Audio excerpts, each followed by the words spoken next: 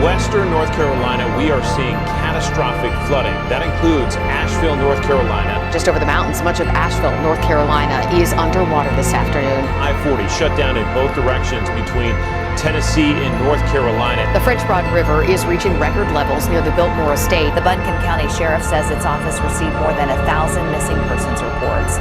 Thousands of people are still without power and water. Areas of the city are completely underwater, trapping people without basic supplies. We'd be on the route that GPS told us to take from job site to job site. We'd run into an area where we couldn't pass anymore because the road were closed or bridges were out. Video shows just how bad the situation is in Asheville. The city's now isolated after roads leading there flooded and cell towers were knocked down. One emergency official calls it biblical devastation. At the end of the day, everybody just needs a shoulder to lean on, and I'm glad we were able to go out there and help. North Carolina is cleaning up from the worst flooding ever on record for the state. So we came from Colorado Springs, drove all the way across pretty much the map to North Carolina to help out the people out there. It was pretty bad out there. There was a lot of things messed up, but we were there to help everyone, and we did our best to do what we can to help everybody out and return back home safely. The jaw-dropping images of Helene's aftermath almost defied description. It was the least we could do to help those affected by the Western North Carolina hurricanes. We are in Swannanoa right now. It's a small town just east of Asheville. The sign says, "Welcome to Swannanoa," with churches and businesses all across this road, but that no longer exists for this town. Take a look here just to my right. This is just part of the devastation that we are seeing in this area. These floodwaters came in and took out almost this entire town.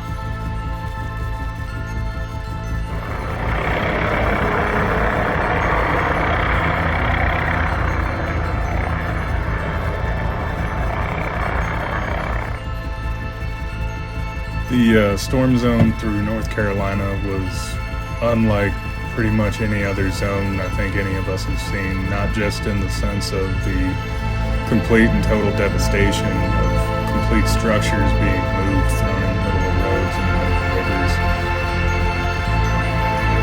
Every other house has a tree on it or through it. Roads blocked, power lines, it looks like spaghetti. It really feels like a post-apocalyptic scene. Every day driving from job to job, it was kind of insane seeing the amount of destruction. Houses in the middle of the streets, trailers just gone, washed away from the lots. Hard to watch.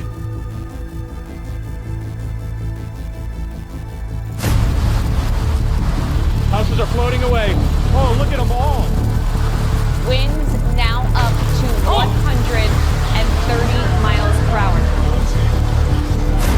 Every 5 minutes, a tree was falling so close that the entire house and the entire foundation of the house was shaking around us. It's hard to fathom that the water was all the way up there and it came from down here.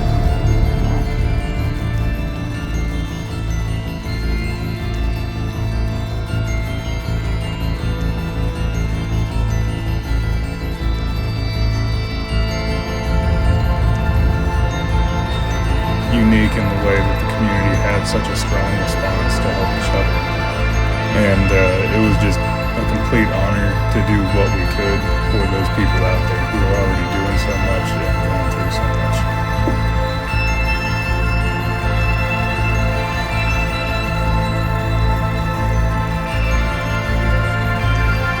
This is one of many communities in Western North Carolina devastated by Hurricane Helene.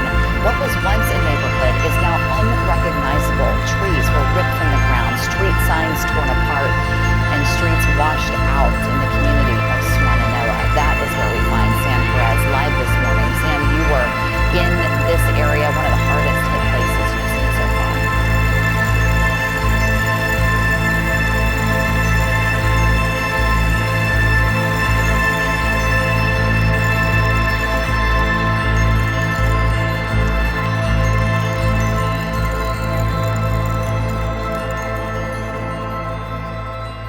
back home now, safe and sound.